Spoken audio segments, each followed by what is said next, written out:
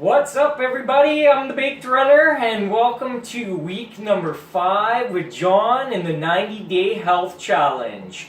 It's been a heck of a ride. It's hard to believe it's already been a whole month gone, and it's pretty amazing the changes that John has overcome and had, and it's been a real great experience so far. So, as always, John, you know what I like to do right at the beginning.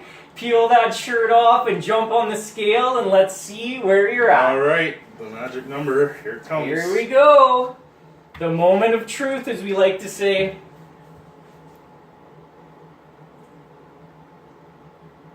239. 239! Holy smokes! That is 21 pounds lost. Unbelievable. You know, I kind of had a little bit of a feeling John might break that 20-pound mark today, and because of that, I brought a little something for him. Uh-oh, what's this? This is the Baked Runner Award. Right here. There you go, 20 awesome. Pounds right there. There we go. That's the 20-pound award. That's awesome. Thank you, Todd. Unbelievable work, John. It's amazing to think that you've come this far in only 1 month. 20 pounds, what an amazing accomplishment. Yeah, it's pretty crazy, but I've been pretty motivated and I have the right helper. So. Hey, I like to hear it. You know what? That is an amazing accomplishment. And what I really like about this guy is it's got 4 sides. So any other time, if you hit another big accomplishment, we're going to put it on there. And you'll have this little baby here to remind you of how amazing of a job that you've done. Sweet. And yeah, and you're looking great and feeling good. How's things been this last week? It's been a crazy week work-wise, but somehow I managed to fit in even more exercise than last week, almost double. So 36 kilometers of walking this last week. Amazing. Today, 16 kilometers and 2 separate walks, one in the morning, one in the afternoon. So wow. I was seeing that number get so close to 20 pounds. I gotta get there. I'm gonna get there this week no matter what. So made it happen. Really stoked, and now this is better than a Stanley Cup. Yeah, that's right. That is, you betcha. Well, that's good. Well, and a couple fun little highlights both today as well. Had a couple of meetings, and one of them I was making some changes to some life insurance, and they have all their questionnaires, you know how they go, and one goes says, have you lost more than 10 pounds in the last 2 months? I'm like, yes. And they're like, oh, why? I'm like, diet and exercise, man. And they're like, oh, okay. And then another follow-up appointment with my doctor, saw him about a month ago, and had checkup then, and he weighed me in at 260, and he's like, so I see him today, he's like, how you feeling? Oh, good. You've been exercising like we talked about? Oh yeah.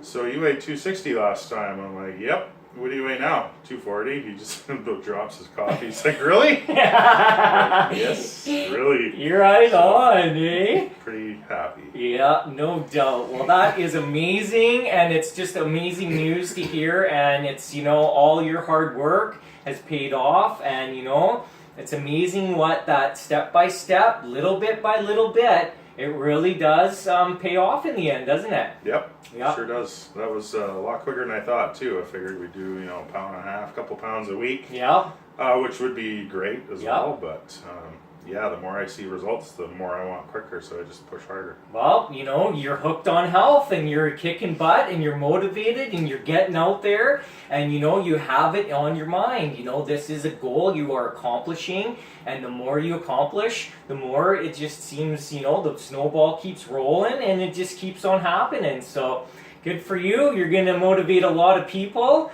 You know, there ain't too many people out there that can say in 1 month that they lost 20 pounds. That is a huge accomplishment again. So, well, that time restricted eating, the fasting, that's been a huge benefit. And I was commenting today when we were out doing a walk and a bit of a jog that I can't believe at that point it was like 12 kilometers in that I haven't eaten anything all day. Yeah. I've just had some lemon water and some coffee. Even now, I haven't had a meal yet. I'm going to have a meal after this video.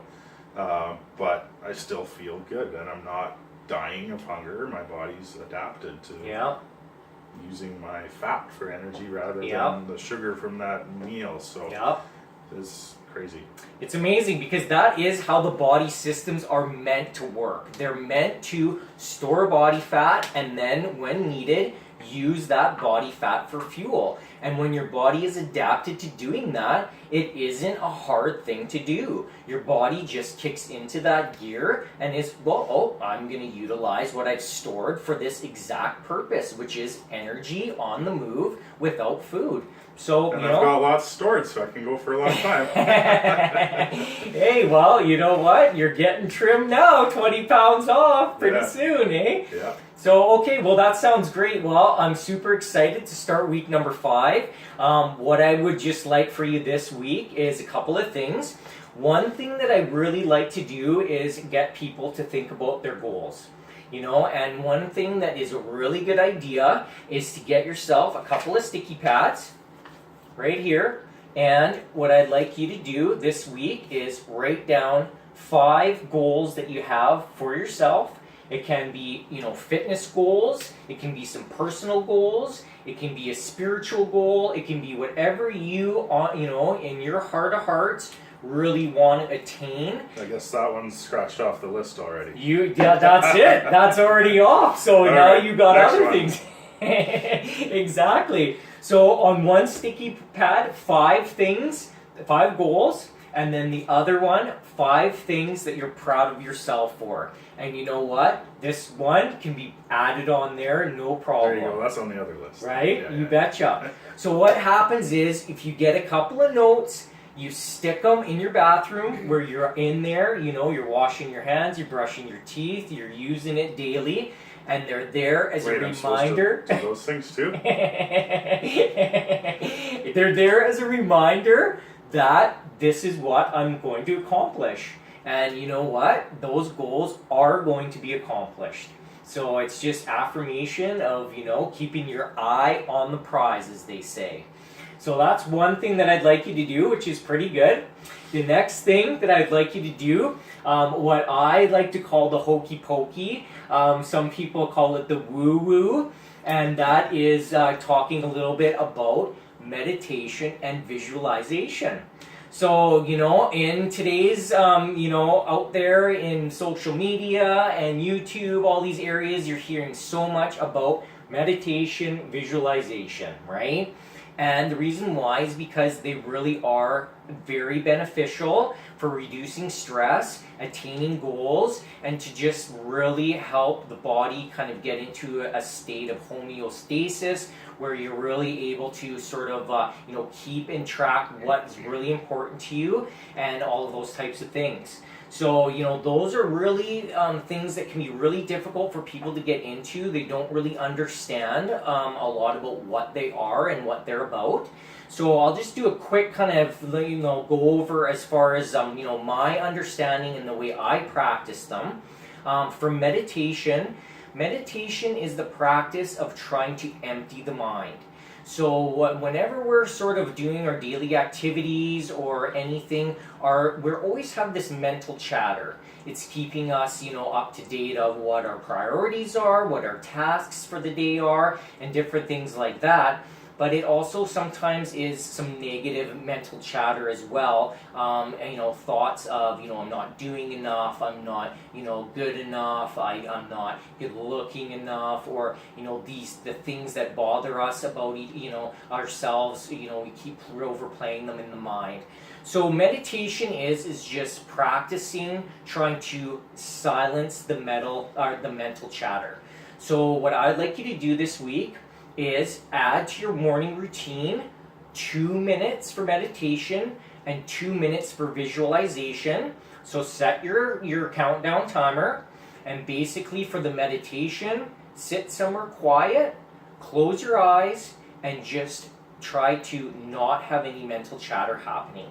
It's very, very difficult to do, and it takes practice. And in some cases, what you may have is 1 or 2 seconds where there's nothing, followed by thoughts of, oh, can I hear anything? Am I talking to myself? Right? So those types of things are totally normal. And then at those points, all it is recognizing that you have a mental chatter happening in your head. And so that is just sort of getting into meditation, and those 1 or 2 seconds of moments where you're not having anything going on turn into a few more seconds, turn into 10 seconds, can turn into longer periods of time. And that's how you sort of get the ball of meditation rolling to the point where, in some cases you may be able to sit and have a moment of clarity or clearness without any thought for a period of time. So that's a really interesting thing to start and to practice, and it's very difficult at the first. Yeah, sounds extreme. Sounds harder than anything else so far. Well, it can be. For some people, that stuff can be harder than the actual physical things, but it's really beneficial to get that sort of thing going. Now, the other side of the token is the visualization. And what visualization is where we're going to bring some of your goals into play. So say if one of your goals is to, finish a half marathon. So what you want to do is you want to, again, set your countdown timer for 2 minutes. This is just getting into these types of practices. And what you want to do is close your eyes again and try to imagine yourself in that situation. And not only imagine yourself there, but imagine the feelings that you're feeling.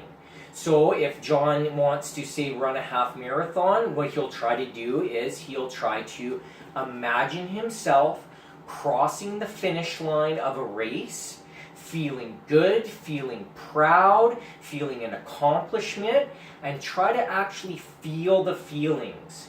So it's tough to try to do those things, but they are obtainable, and it's just about getting the ball rolling, and they're really amazing ways to start kind of getting that inner side of things going, because we're not only the physical, but we're also the inner, the spiritual, the emotional side of us. The mental side of us is just as powerful as anything else. So can you commit to an extra 4 minutes in the morning trying that out? All right, fair enough.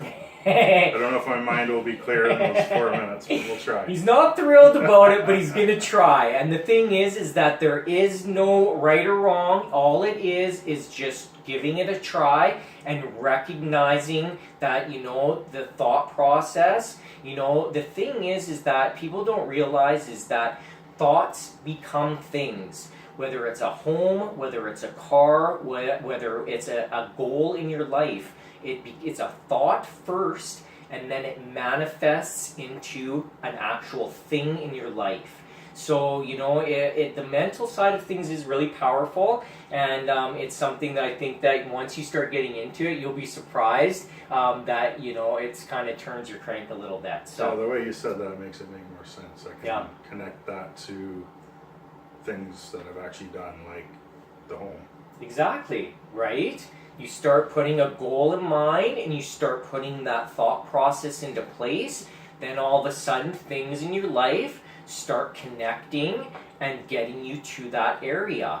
So it's a real good thing to implement, and I think that you will enjoy it once you kind of find your own niche. And everyone kind of does their thing a little bit different. You don't have to do meditating like anyone else. It's just about kind of taking that quiet time to be with yourself, to recognize what your goals are, and to also recognize that, we do have that mental chatter happening, and that mental chatter can be for us or against us. And if you can change your mental chatter to be a positive one, it's going to take you to new heights. And if you allow that negative mental chatter to continue in your life, it'll continue to hold you back and to hold you down from truly being happy. So it's a very interesting field to study for sure. Now, the other thing that I would like you to do is a workout once a week, is a hill workout. So basically, what I'd like you to do is find a nice hill, a nice steep street, a nice steep set of stairs somewhere, a grassy hill in a schoolyard, and basically just kind of give it up and down. As just give yourself a good workout. Make yourself feel like you've given a lot of a good effort. There's no time limit, there's no, whatever, just get out there. It's just about getting that incline in. It really is going to help with building up all of the stabilizers, strengthening the knees, the hips, the ankles, the calves, and as well, I know that you like to run, John, and have been running in the past, and this will really help get everything ready for you to start getting back to more running. All right, sounds good.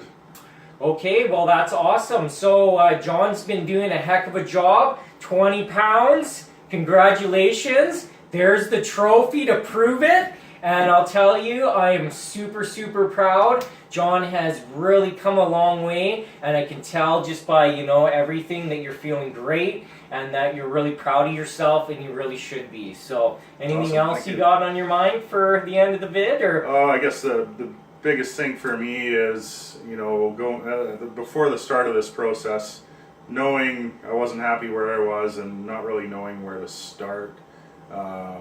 Having somebody to kind of guide you along the way has been priceless. So I just want to say thank you again. It's made it a lot easier, and I'm able to stay focused on what actually works rather than trial and error and get discouraged. And I talked about it before, but I don't have those peaks and valleys on that scale every day. It's just consistent. I'm sticking to the plan. The plan's working. So thank you. Awesome. I'm glad to hear it. And you know what? This is just the beginning. 1 month down, 2 months to go. A lifelong of health and nutrition is ahead of you, man. So I'm really proud of you. So anyways, we'll see everybody next week. I'm the Baked Runner, and we're out.